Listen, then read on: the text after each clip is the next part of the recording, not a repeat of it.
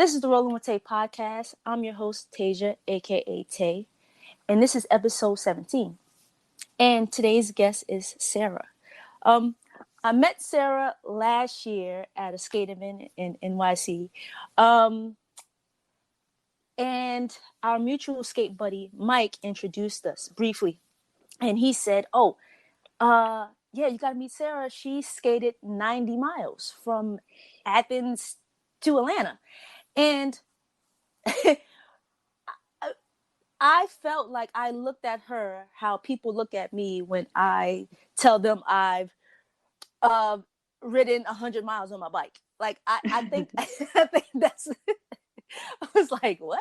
People do that? But yes, people do that. There's an actual event called Athens to Atlanta, which we'll talk about later. But yeah, Sarah is really dope. We don't really know each other like like that, but I've been stalking her Instagram page a little bit, and she's doing some dope stuff, and she's have done some dope stuff. She's a skate instructor, ambassador for the brand Rollerblade. Uh, she's a part of the Wednesday Night Skate in NYC. Probably a bunch of other stuff that she's a part of that I'm missing. But yeah, I just want to thank you for being a guest on my podcast. Well, thank you for having me.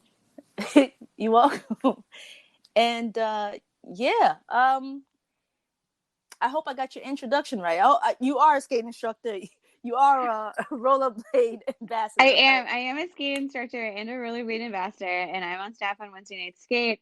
And then with the Empire Skate Club in New York, I don't have like an official title, but I help plan the Big Apple Roll every year, which is an annual street skating event. And probably the thing that takes up most of my time is that I am a competitive speed skater. So I train twice a day with the so I travel around the country and go to like various skating meets.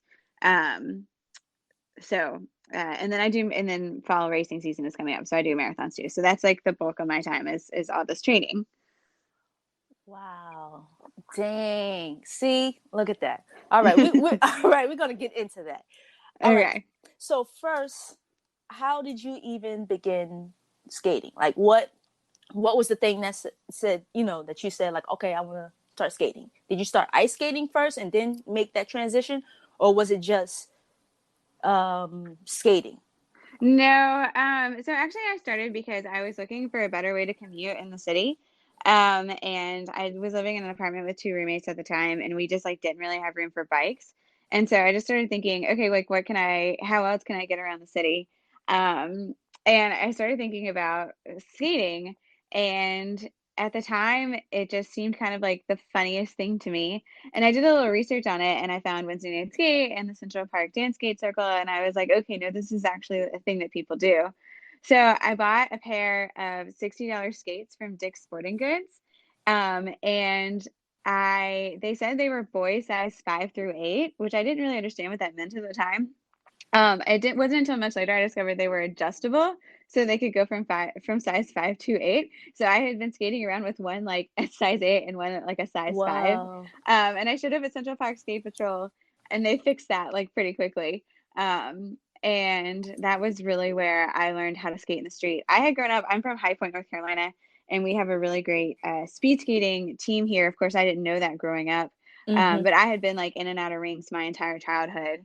But that was in a rink, so it was different. So when I showed up for Central Park Skate Patrol, or for the school there, I learned how to skate in the street, how to stop effectively, how to navigate stuff, and the Big Apple Roll was coming up right after that, and that was where I really kind of like solidified the fact that I was going to be a street skater.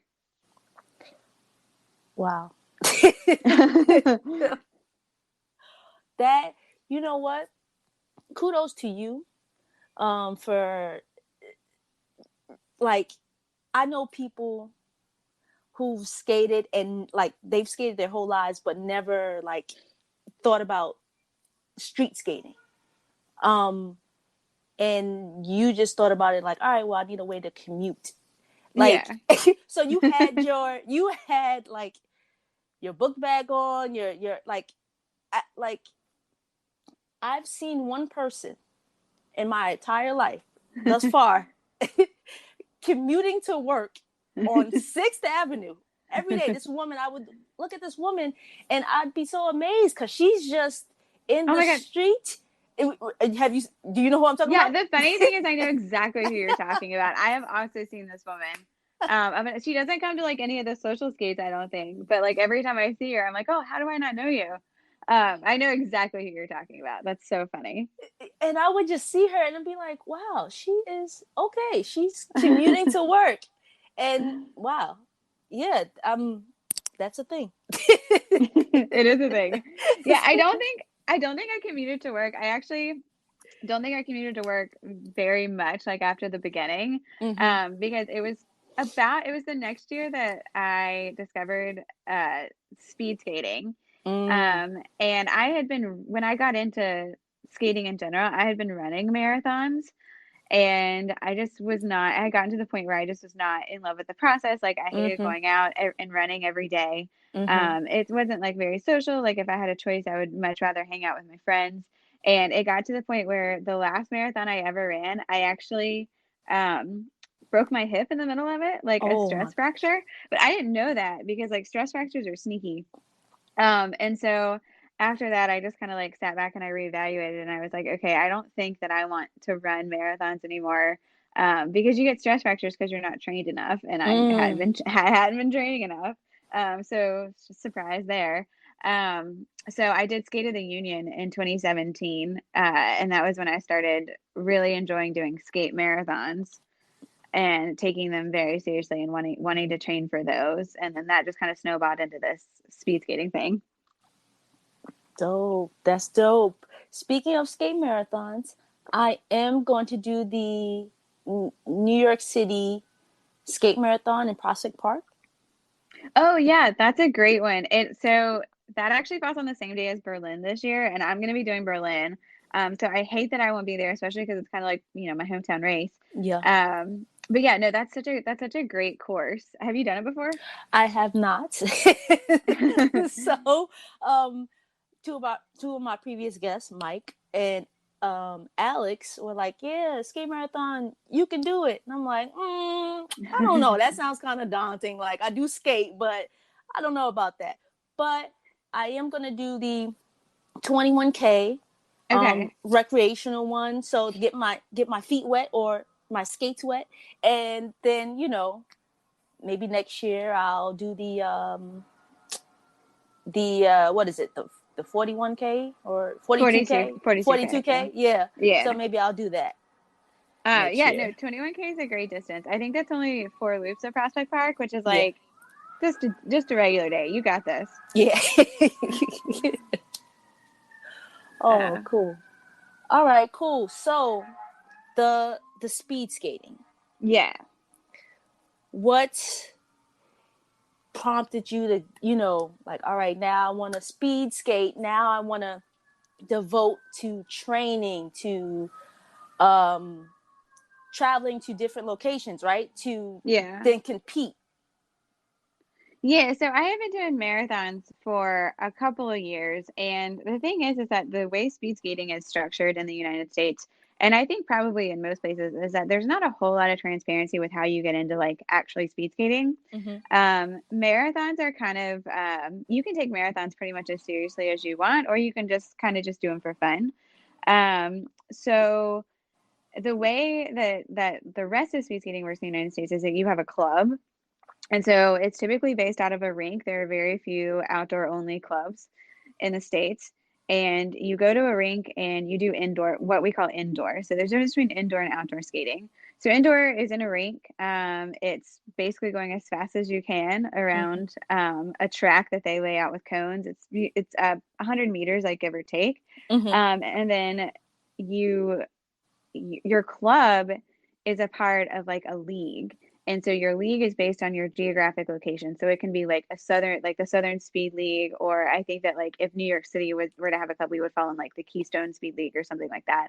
And then from there, you go to like regional meets. So that's when all of your clubs like get together and they kind of compete against each other. Like you compete on an individual level based on your age category. Mm-hmm. Then from regionals, you go to nationals. So the rules have been a little wonky the last couple of years because COVID has a lot of people haven't been able to train, and clubs have kind of gone in and out because some rinks have closed, some rinks have opened. But they're so basically like that feeds up to indoor nationals. Then in addition to indoor nationals, you have outdoor nationals. And so indoor nationals is you have various events that you compete in based on your age group. So I'm not really clear on it, but if you're younger, you might have like 10 laps. Mm-hmm. If you're older, you might have like 20 laps, and then those are like your basically your distances. For outdoor nationals, you compete in this year it was on a 400-meter track, but usually what you would do is you would have it on a track and a road course. So the track that I'm referring to is a parabolic track. It's a 200-meter parabolic track. We only have two in the entire country. We have one in Colorado Springs and one in Miami. And then you have like a road course. But this year, because we couldn't get into the track at Colorado Springs, we had to improvise a little bit and do it on a 400-meter, like your basic, probably like a track that people had at their middle school or their high school, like an asphalt track. Mm-hmm. And so we competed in like several distances. You have like your sprint distances, and then you have your longer distances. And so your sprint distances are like 100-meter, 200-meter, 400-meter, and then 1,000-meter. And then your distance events were a 15K elimination race, a 10K points race, and then a 10K points elimination race. So that's very different than marathon skating. There's a lot of strategy involved. Mm-hmm. There are a lot of rules that like you're going around a track. So like an elimination means that if you're the last person over the line, you're eliminated. Mm. So like those are just completely different types of races that are outside of marathons that people just don't really know about, unless I know, like for me, I really wanted to break into doing that stuff, but I had no idea where to start because we don't have any speed clubs in New York. Mm. And so it was really tough for me to figure out that process and like, okay, how do I go to outdoor nationals? Like, how is the world team selected? How could Mm-hmm. I get to be on Team USA? I had all these questions and like really nobody to answer them because we don't have a club like that in New York. So, so I competed at outdoor nationals last week, and then I'll be doing the marathons this year. So, I don't know if that was like a helpful explanation, but No, it was. And it's odd that New York doesn't have um, a team or a club like that. Like, well, it's definitely most of them are tied to rinks, okay. and there's also and like we just don't have any rinks in New York right now. We used to have one out in Branchbrook in New Jersey, but that's still over an hour away. Mm-hmm. And yeah, we just don't like most of our skaters right now are marathon skaters, I think, in the city. I think I'm the only one that's like specifically focused on these other types of national events or league events. Of course, that could change. Like if anyone listening wants to come out and join me, That's right. please do. So yeah, so it's just the demand's not there. The Gotcha. facilities definitely aren't there. So yeah, so it's a little difficult. It's also just, in general, like it's just kind of difficult. New York is just like a difficult place to kind of move around and even like in some, if you're doing like some serious marathon training, like being in or like distance training, being in Central Park or Prospect Park, it can get like, it's fun to skate in, but like if you're going at those high speeds, like I know that like sometimes I get a little Mm-hmm. anxious, like is Mm-hmm. dog gonna run in front of me? Like I don't know. Yeah. So yeah, Yeah. just a lot of different things. I wish we had a club that was more serious about competing in those things. But Yeah. I feel you about Central Park. yeah, especially like that south side. Yeah. Yeah, like after you get past Tavern on the Green, it's like, whoa, here we go. Playing Frogger here. Exactly. So Okay, so with the Athens to Atlanta, right? Yeah. What type of event is that? Is that uh speed skating? Like I I I don't know too much about it. I just know that you skate from um Athens, Georgia to Atlanta, Georgia, right? Yes, that's correct. So is this like in one sitting? Like I would do a Yes. century? Okay. Yeah. And It's a one sitting. how long does that typically take you? So for me, I've done it twice. And the first time, it was my first year. It took me 9 hours and 15 minutes, which is actually an incredibly slow time. Mm-hmm. The leaders will typically come in around 5 hours, under 5 hours, a little over 5 hours. Um, and yeah, so basically the cool thing about Athens to Atlanta is that, they'll tell you like it's not a race, it's a road skate. Like you're on the roads. Okay. It's very different from other races around the country, like Skate of the Union or the Florida Inline Marathon or the North Shore Inline Marathon that are on closed courses. This is a road skate. So you can pretty much, the cool thing about that is that you can take it as seriously as you want to, or you can have as much fun as you want to. So Okay. your lead group is going to be full of like really serious skaters that really are, are going to stick together and kind of duke it out at the end to hopefully win this thing. And they'll come in around like under 5 hours. And then the rest of the course is just littered with people who are going at their own speeds. Like maybe they'll find somebody going their speed that they can pace line with Mm-hmm. the rest of the way. And there are checkpoints along the way, so you can stop, rest, go to the bathroom, something like that. But yeah, so yeah, and there are also three different distances. You can do the full 87, or you can do the 38, which is from starts in Athens at the same time as the 87 and goes to Mm-hmm. Decula, and then there's a 49 which starts in Decula and then goes to Atlanta. So it's a good, and they actually had to modify the event this year because they couldn't get permits for Athens. So Mm-hmm. it's a little bit of a different format this year, but it's still going to be super, super fun. It's a really like close knit group of skaters that does it like every year. There's like a really great like core group of people that do it. And recently New York City started taking a bunch of skaters to Athens to Atlanta. Oh, So it's been wow. really, really cool to have like our local skaters involved in that. Oh, that's cool. That's really Yeah. cool. Wow. Maybe after I get some more marathons and just start practicing skating, maybe I'll give that a try. Do it. Just at least like try the 38. Like Mm-hmm. it's like it's such a fun course. Um, and yeah, if you start with the 38, like you've already familiarized yourself with almost half of the course. So then you'll be like more prepared to do the 87 the next year. Yeah, yeah. Wow, like that is again like when I explained the I'm gonna do a century or I did a century, Yeah. people just look at me like, what? People do that? Yeah, people do that. Yeah, no, they do. And they do, they do. But you know what? I just never imagined that there was this whole world of skating. Like growing up, I just skated and then got a little older, then skated in the street, downtown, and then met some other people that skated. But that was the extent of like, oh, now there's marathons, now there's the Yeah. speed skating. Like I've always, and it's crazy because I've always known about speed skating because the Olympics, but I never really like knew anyone who would like like, yeah, this is what I do, like, yeah, for real, like this is something that people do.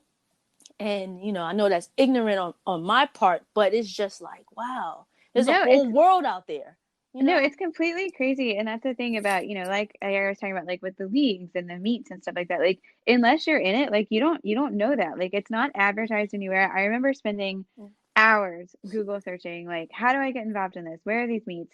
mm-hmm. And there's a group on Facebook, Inline Talk with Mr. Rogers, and I would find out about these events after they would take place, and it was infuriating because there's just not that much information out there about them.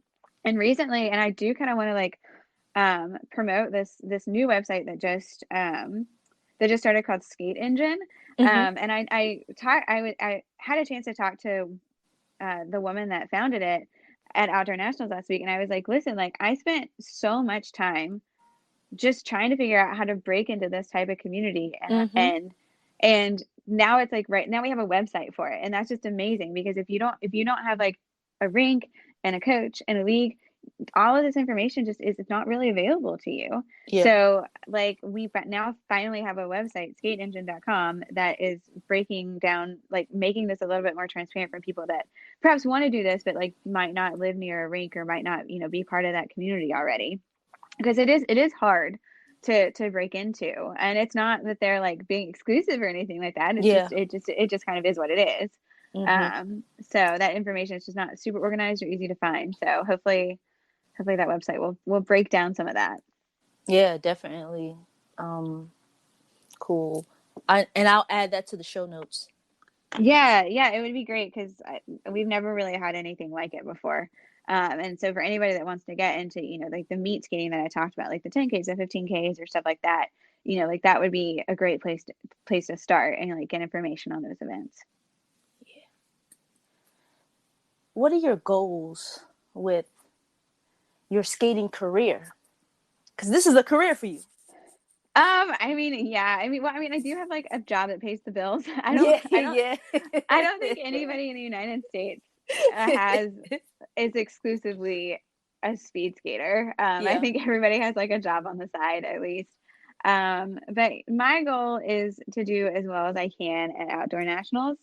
Um, this year was my first year, and it was definitely like a little rough because I'm like super green, Mm-hmm. and just not super experienced in those types of events or in competing in those types of events in general.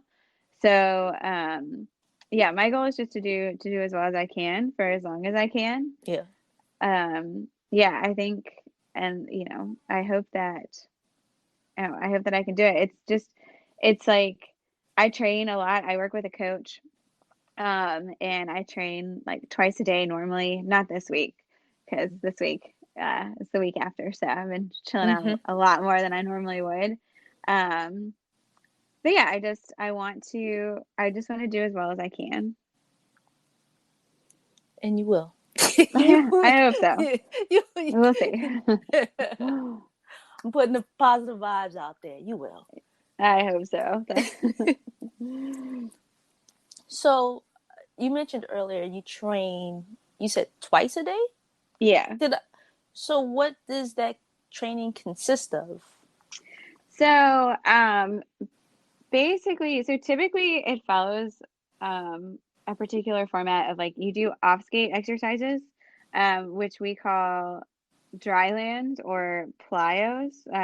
So I think plyos are used in a lot of sports, but it's just basically like like making your legs more explosive, like box jumping or high jumps. Like I do high jumps, stuff like that. Or like Mm-hmm. dry lands is when you simulate skating exercises but off skates.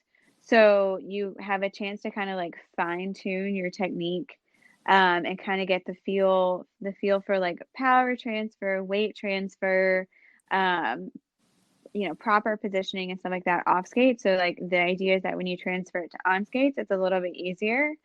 And then I do gym twice a week. Mm-hmm. So mainly, I'm sure you've seen, anytime any skater that's involved in speed skating or really anything post something, every day is leg day. So basically my gym routine is a lot of legs, squats and lunges and jumps and stuff like that. And then I have like basically a cardio focused activity once a day that I typically do those in the evenings. I mean, my coach really has like kind of like a bulletproof plan. So it's a lot of Mm-hmm. intervals on skates. Um, every week I have one day where I do time trials just to see where I am in like a sprint, like a 100, 200, 400-meter sprint. And just do those to see where I am. And then that's typically followed by like a 10K or a 15K to, just kind of get used to like skating that distance. and, you know, have it kind of be in your regular routine. And then Sunday is Marathon Sunday. So me and everyone who's on my program, not together, but separately, Mm-hmm. we do a marathon every Sunday, wherever we are.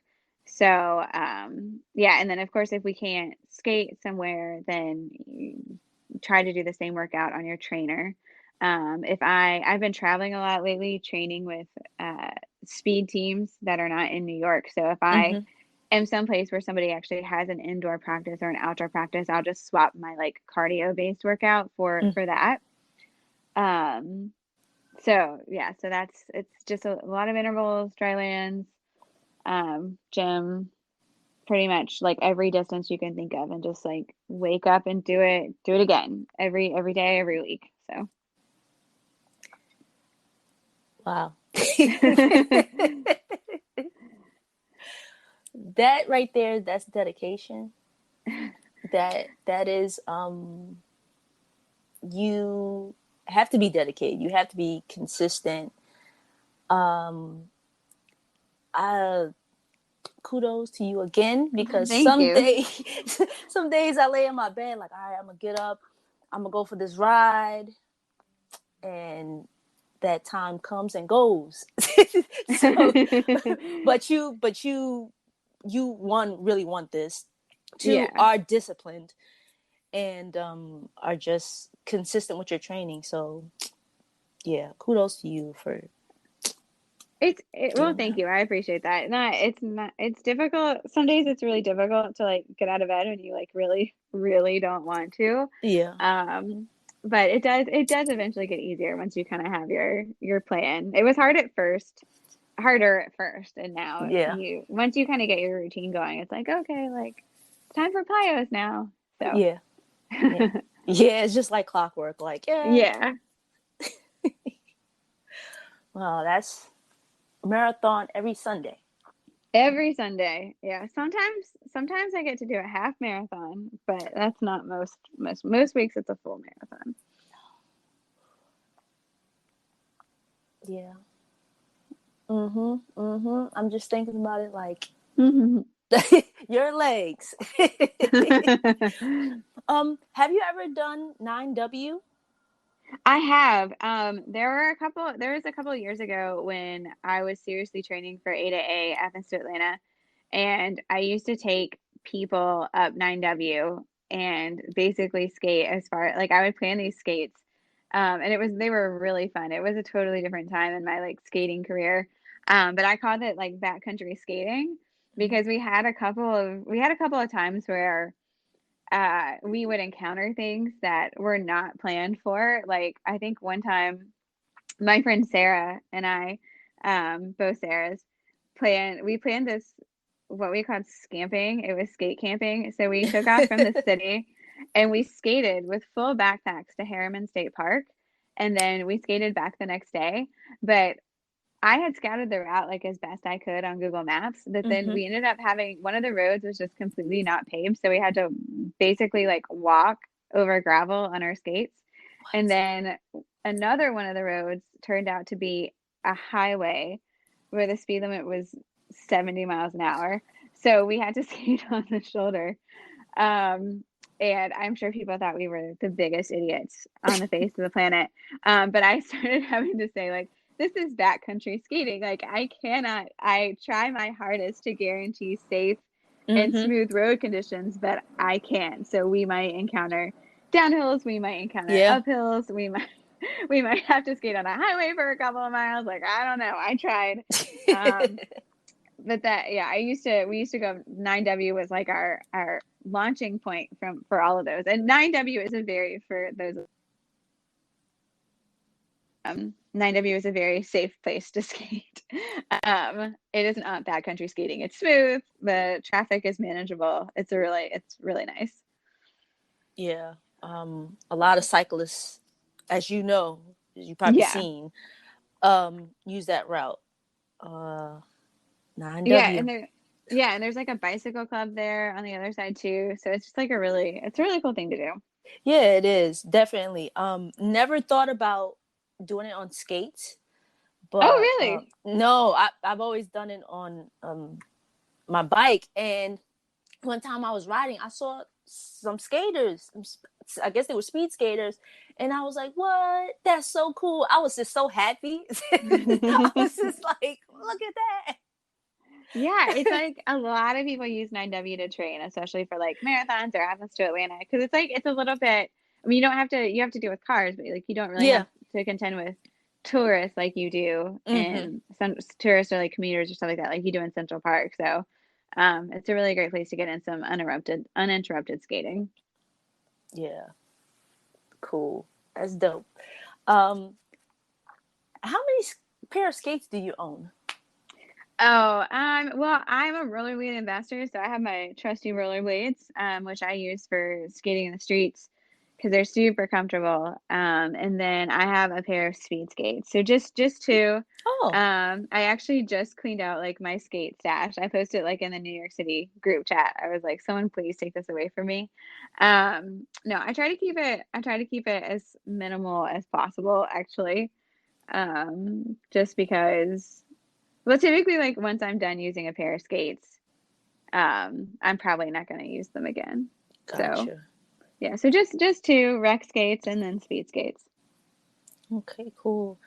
I'm gonna get another pair of skates. Don't know when yet. I still have the my rollerblades that I purchased last year, Hmm. um, recreational, and but I'm thinking about getting some. Oh man, I forgot what they're called. I guess they're called what street skates with the harder shell. You mean like twisters? Maybe I I don't think know. I don't think that they have like a name specifically. I know that there's like you have hard shell and then soft shell skates. So Yes, like yeah, your rollerblade macro blade would be like a soft shell skate, yeah, and then your rollerblade twister would be more of a hard shell skate. So people really like both. I think it just comes down to a personal preference. yeah. Okay, yeah. So I guess they would be twisters. Um, Yeah. yeah. So I think I may get a pair of those. So I'll have two pair. Oh yeah, those are the twisters are great. I have never heard anybody complain about them. All right, cool. So that's what I'm getting. You should do it. I don't think I you will not regret it. Before we wrap up, is there anything else that you would like to say? I think I've said everything. I mean, do you have any more questions for me? Like, is there any way that I can like flesh out some information on speed skating or like any events or anything like that? Or like is there anything that you think that people would like have questions about? Well, I actually plan whenever time's available. I would love for you to come back on and um, do a part two to this. Yeah, I would love to. All right, cool. Thank you. I Yeah, appreciate that would it. be awesome. Well, thank you so much for having me. Hopefully, and if anybody has any questions, they can always DM me on Instagram. Um, but yeah, I just hope I pulled back the curtain a little bit in case anybody's looking to get into the specific type of skating or stuff like that. So Yeah, definitely. You definitely did. And there's like a bunch of things that I did not know. So I'm like, what? well, It's so interesting. to be completely fair, I found out about this stuff by basically annoying everybody I knew that might have an idea until I found the person who could answer my questions, or I just found the answer out. So if if somebody else doesn't have to go through that process, that would be great. Cool, cool, cool. Thank you so much, Sarah. I really Thank appreciate you you. being a guest. And like I said, I definitely want to have you back on Awesome. because, there's so many facets of the skating community, like you said, that we don't know about. And we Yeah. only see one type or we just don't know. Yeah. And I'm just trying to interview people so information is out there, as well as, like people enjoy doing, people enjoy skating, people enjoy cycling, people enjoy swimming. Like, this podcast is to, I want to interview people who enjoy doing these things, and, you know, shed light on why they enjoy doing it, and hopefully get some more people involved in doing these activities. Yeah, that would be great. So thank you for your work in this podcast and, creating something that people can listen to, because skating is a French sport. So it's nice to have like media out there dedicated to Yeah, definitely. Definitely. it. This has been the Rolling with Tay podcast, episode 17. Thank you for listening, and thank you to my guest, Sarah. Thank you.